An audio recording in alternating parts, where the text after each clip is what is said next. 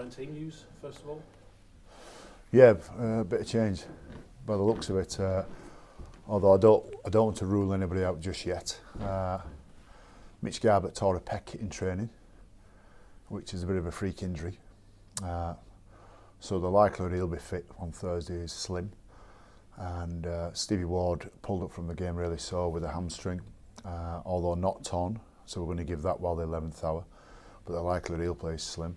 And Jemmy Jones has torn a ligament in his foot, and he's very sore. But we're going to give him one the 11th hour as well. So those three are doubtful, but we'll have a look. And then Carl Albert's obviously up for a charge of making contact with the referee.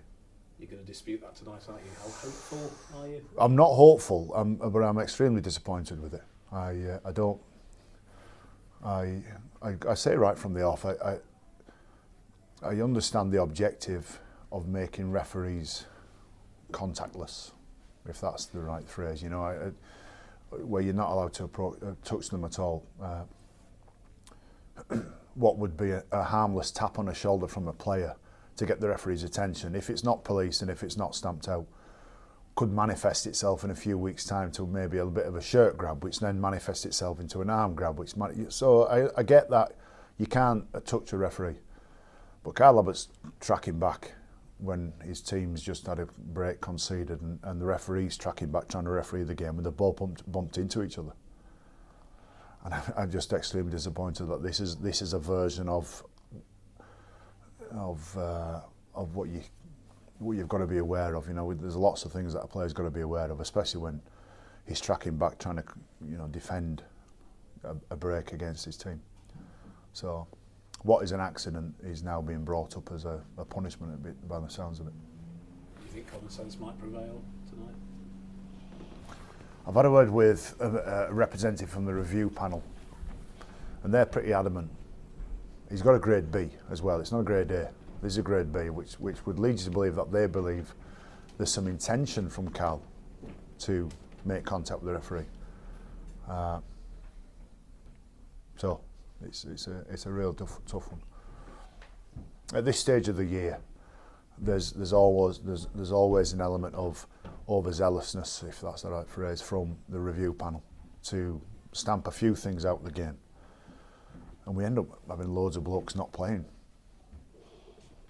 Which there's enough rules and there's enough red tape in the game where players are not allowed to play anyway, whether you're dual reg with a club or you've loaned a player out to a club or whatever it may be, that you've got a review panel that are also, rightly so, trying to watch for a cynical element in the game and trying to keep players' health and safety and referees' health and safety as paramount, and that's good. But I just think this is a very overzealous judgment. Given that you've got to do tonight, and given the injuries that you just mentioned as well, given the players that have been away on the England camp as well, has it been a little bit disruptive, the preparation? Well, this always happens. This always happens, and I'd like to have got past Easter first before we got through this, but this always happens, and you do sometimes you go home a little bit flat and think, well, that's been a big day. I came in 6'4" and I left. I was only standing 5'7" tall by the time all things get to you. But these things always happen. Then you've got to start thinking, what shape are we in and are we capable of dealing with this? And we've got to be capable of, and we are. I'm confident that the group that will go to Castleford on Thursday night will have a real crack. Really looking forward to it. Shortish turnaround as well, isn't it? What are you expecting from Cas there? I don't think I'd be unrealistic in saying I think they're the best team in the comp right now. I know we're only 3 rounds in, but they take so much out of you when they attack that I think they're a great attacking team, and it's hard to make an assessment of their defensive qualities because they take so much out of you in attack. So by the time the opposition get the ball, they don't really throw too much at them. So they're flying at the moment, and I can't see anybody touching them just yet. Is it too early to say whether they're the real deal this year? Oh, for sure, yeah. We're 3 rounds in. 3 rounds in, but listen, 3 rounds in, you can show some traits. They've certainly got some traits. You've got to be able to score some tries. You've got to be able to break opposition down, and it can't just be a possession game. and it isn't with them. You know, they're a real good balance to their attack. You know, and obviously if they can keep that up and stay injury free, of course, you know, that style, if they're playing that certain style round 15, round 20, absolutely. But you know, I'm not going to make any calls yet, but I think I'm all right in saying that they're the best team in the comp right now, and I don't think anybody comes close to them just yet. From what you've seen, is anyone standing out at the moment, or is it a collective thing for Cass? In the team? Yeah. No, I think they've got a great balance. I think Zach Hardaker's playing really well for them. He fits in with what they're doing there at the moment. Luke Gale's your standout. He's your man.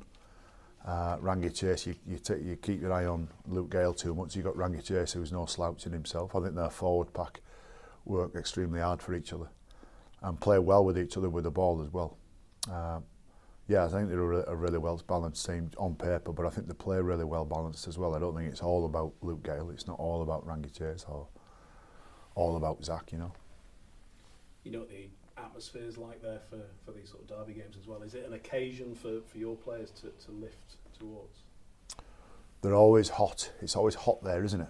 Even if it's -3, it's always hot there, which is great. It's what the competition's about. These are one of the things that one of the fixtures which represents Super League. It's a very volatile and very intense place to go, and especially when they're flying, and we've got to go there and stand up to that.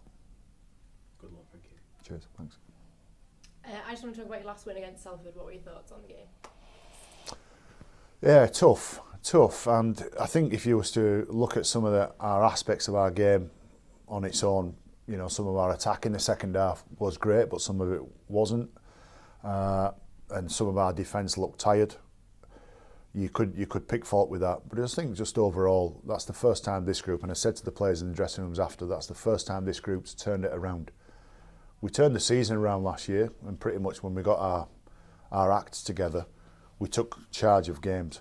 That's the first time I've seen this group be behind, be out of sorts, not quite get it right during the game, and then turn it around, which is a big thing. You know, it was a really comforting thing for us. I thought we showed a lot of, I used the word camaraderie afterwards. I thought we showed a lot of team ethic and a bit of trust in each other. So, you know, we as coaches and players will pull it to bits and say we should have been better there, here, there, and everywhere. But I think just some traits of some toughness and some resilience to not just roll over. It's a good one for us. And Daniel Maguire came back after being out for a while. How did it feel to have him back against Salford? Yeah, very good, very good. I think Rob's good with the team as well, but Magsy adds that element of, I've used the term before, fluency to our offence, and he's a welcome return. And you know, right from the off, he played robust as well. Mags, he took the line on and had a crack at them. And the team that we're talking about at the moment, Castleford, they take the line on, and their halves take the line on, and they are a threat, and that's what your halves got to do. And you know, I thought Magsy did that as soon as he came on the field. Yeah, so from me. Oh, just one more thing. Has Brett Delaney played his way into contention after playing for Fev? He played for Featherstone, yeah, played 40 odd minutes for Featherstone, so the dual reg situation worked with Featherstone works really well. You know, John Sharp didn't have to play Brett Delaney. I mean, they're flying Featherstone, aren't they? You know, they've won 3 from 3. Is that 4 from 4 now they've won? Yeah, so when I've offered Brett Delaney, John Sharp and I have had a conversation.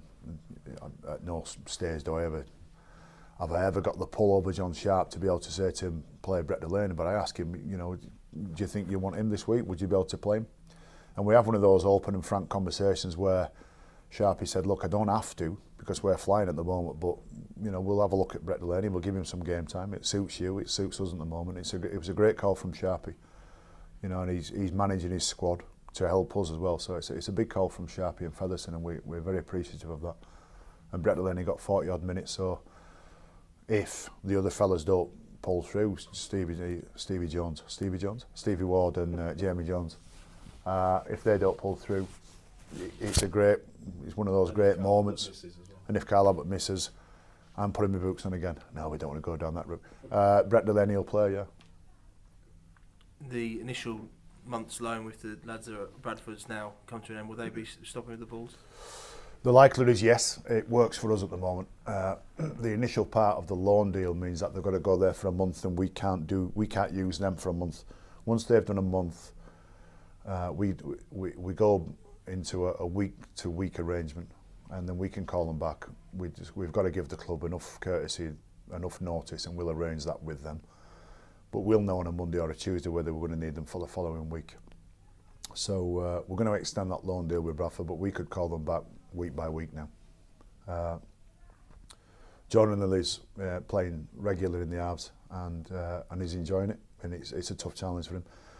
Josh Jordan Roberts is getting to find out what it's like tackling men and carrying against men. Sammy Alice was having a good run, but hurt his ankle in training, and he's in a boot at the moment, which is not mega serious, but he's out for a couple of weeks more. And Mikolai is getting to find out. He's only a young man, but he's going to find out what it's like playing against men. I talk to all four of them on a regular basis.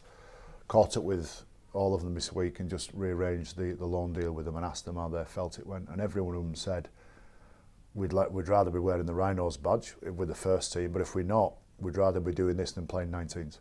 And Mikolai in particular said, I could go well with 19s, but I don't know what I'm proving to you, coach. I need to prove to you that I'm playing against men and I can handle it against men. And I don't mind saying that if injuries continue, Mikolai would be in contention to play with us, and it's a great example of, again, the relationship we've got with Bradford at the moment. It serves them a purpose. They get to use our players, but they get to play at a very high level and put themselves in the best position to be able to be selected for our team. Is it an ideal situation for Jordan, the fact that he's playing 80 minutes and organising the team and learning to run a game? For sure. We can't do that in training. There's much that we can do, and we simulate it as best we can. But those decisions and those hot decisions he's got to make under pressure. Sometimes against a pack, behind a pack that's either dominant or not dominant, it's all good, And while Bradford are in a tough position at the moment, and we hope they can get out of that, and we hope Jordan has a bearing on them getting in a good position. The fact that they might not be winning games or they're doing it tough is great. It's a great learning curve for Jordan.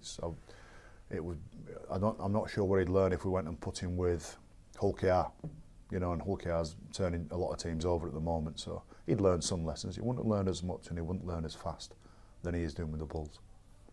Of your first team squad, Josh Walters wasn't able to get a game last weekend. Is that a frustration?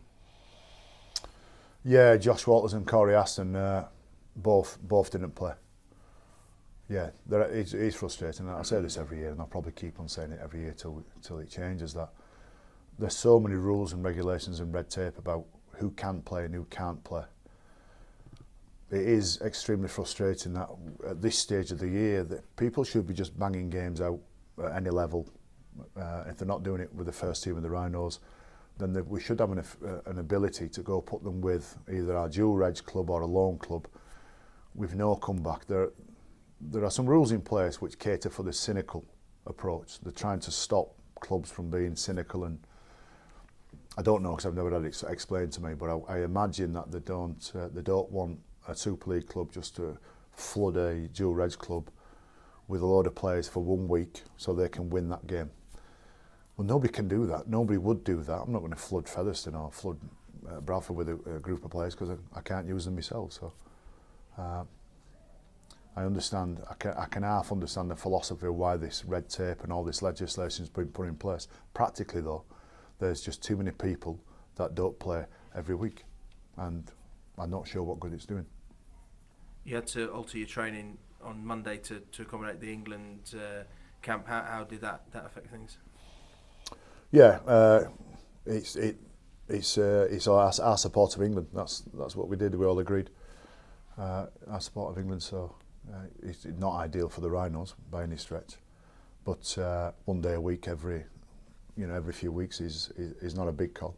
That needs to be managed though. And what they do while they're with England, we're monitoring. Our boys are wearing our own GPS, and we monitor what they do.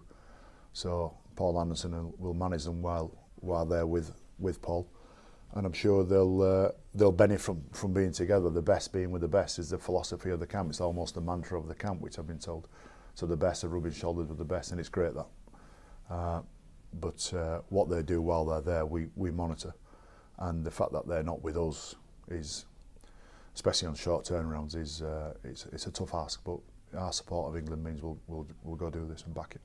Just finally on Luke Gall, he was a player you knew at the early stage of his career down in London. You surprised to see how far he's kicked? Obviously, he was part of that England camp as well. No, not surprised. Not surprised. From when he first came down, he had that element of a genuine seven.